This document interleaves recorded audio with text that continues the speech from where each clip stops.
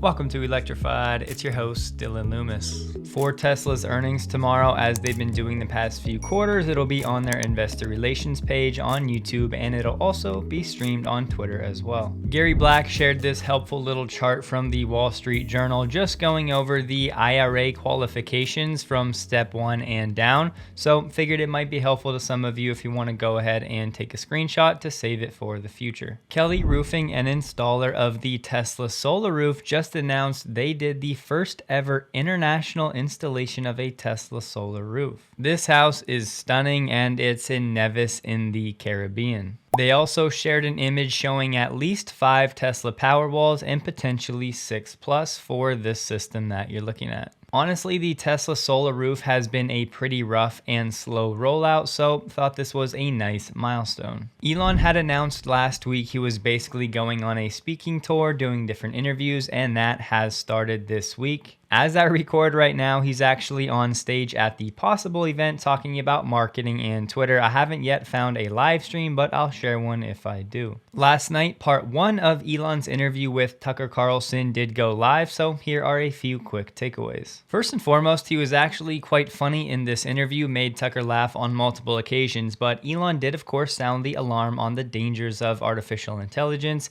He reiterated he supports regulatory bodies most of the time, and he's an advocate for AI regulation. He's not some maverick constantly avoiding regulation like some people think. He did say AI has the potential of civilizational destruction, and we need regulation before something terrible happens. He said we are absolutely headed the direction where AI could take control and we can't turn it off, and AI is essentially making decisions for people by manipulating public opinion by becoming a persuasive writer. He touched on how AI is being trained to lie with political motives rather than saying what the data demands it should say. Elon also touched on his hand in helping to create OpenAI and the reasons behind it, namely as a counterweight to Google and Larry Page, who he feared was not taking AI security seriously enough. Fast forward to now, and it's a for-profit company with close ties to Microsoft. The two heavyweights in the space are DeepMind and Google, and of course OpenAI and Microsoft. Then Elon touched on him creating a third contender in this ring, although he admitted he is starting very late. This is named Truth GPT to try to understand the nature of the universe. Elon said they recently revalued Twitter for $22 billion, so roughly 50% of his acquisition price, but Elon was able to joke about it, saying he must be a genius because his timing was amazing. He gave some Twitter advice, saying for your primary feed, only put out your best stuff rather than spamming your feed like the New York Times. He said Twitter was going to soon release encrypted DMs with a toggle switch for on and off to make your DMs private.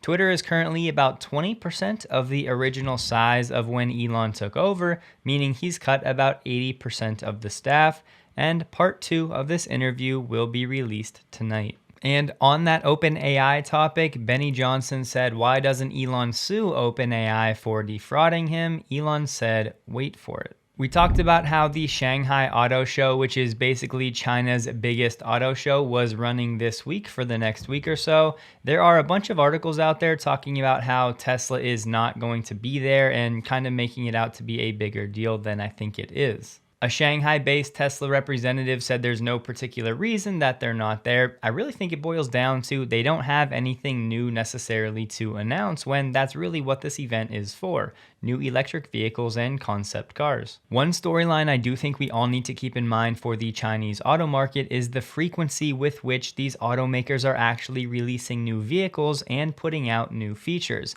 For example, last year there were 107 new NEV vehicles released into the market, and they're expecting another 155 new ones this year. Because of this, China's consumers have grown accustomed to a constant stream of new vehicles along with rapid improvements in quality. So it's true, there's definitely a portion of people that are kind of waiting for Tesla to do something and wondering what they're doing with that announcement of the more affordable compact car that they were supposed to be designing in China now for the last few years. We also have to keep in mind at the end of 2023, Tesla's preferential tax treatment, it's been getting 15% tax rates with the government. That will go up to the norm of 25%. You know what they say though, when the going gets tough, the tough get going. So Tesla's ability to continually drive down costs and iterate and be efficient will be put to the test over the next year or two. If you're looking for a quick and easy way to ensure a baseline of nutrition each day, no matter how off track your life and nutrition get,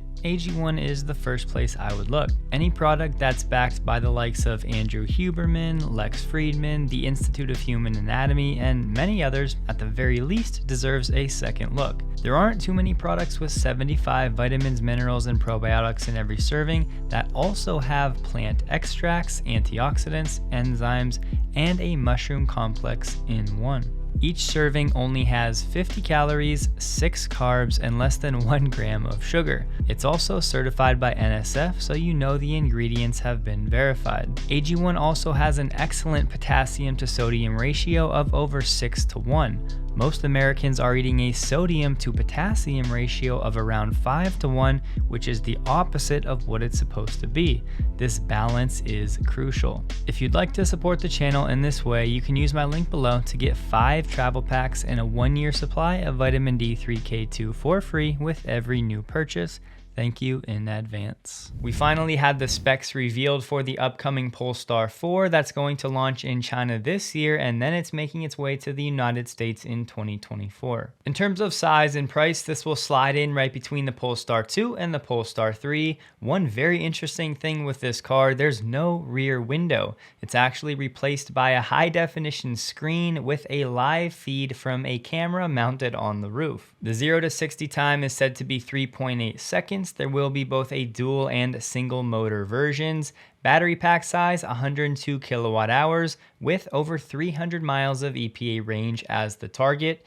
We'll have up to 200 kilowatts of bi-directional charging, and it'll come with 12 cameras, 1 radar, and 12 ultrasonic sensors. It will have a heads-up display, which many people wish Tesla would incorporate, and the launch pricing is expected to start around $60,000. Personally, I do really like the look of this car, and it may be a benefit that Polestar is still a very little known brand in the United States, because at the end of the day, not everybody wants to drive a Tesla, and sometimes people just like driving cars that you don't see on the road all of the time. So hopefully Polestar can continue to build out a service network in the States. VW and Ford have been working together now in the EV space for a few years. That looks like it'll continue as VW is building an EV ecosystem in Indonesia with Vale, Ford, and Huayu Cobalt. The partnerships are said to consist of joint ventures and a supply of raw materials. Some of you have asked about the up to $7,500 tax credit for leasing. Now, this is basically going to be available in 2 ways. One, if you're a business, then you can actually apply by filling out a form that the IRS is still actually working on. And I'll put this article with all of the information below. But as you can see, businesses and tax-exempt organizations can actually qualify for this credit if you meet certain requirements. However, if you personally don't have a business, there may still be a way. Essentially, some of these companies that are buying these cars can get the credits, but they have the option essentially to pass on those savings to a consumer that they then plan to actually lease those vehicles to. So right now, it's all going to depend on if that manufacturer or that business is actually deciding to pass on that tax credit or those savings to the end consumer looking to lease that vehicle. So hopefully that at least gets you headed in the right direction, but I can't really give blanket guidance because it's somewhat up in the air. But no, sadly, if you were thinking that this leasing option would just be a simple workaround for all of those requirements, the MSRP caps, etc., sadly, that is not the case. Jim Farley said an all-electric Puma, which is smaller than the Mach-E, is headed for Australia sometime before the end of 2024. The last we heard of this, the Puma EV version will actually be on the same platform as the current ICE version and not VW's MEB platform. Although the combustion Puma sells well in Europe, it sounds like there are no plans for the Puma EV to make its way to the States, at least not yet. Although in 2021, Jim Farley did tweet that he wished this vehicle could make it to North America. And honestly, shout out to Span for getting a really nice mention in the White House's most recent press release talking about accelerating the EV movement. Here you have them right here. They're honestly an awesome company. I've talked to their team multiple times. They have a killer product lineup, so this was nice to see. Don't forget, check out AG1 linked below. Hope you guys have a wonderful day. Please like the video if you did, and a huge thank you to all of my Patreon supporters.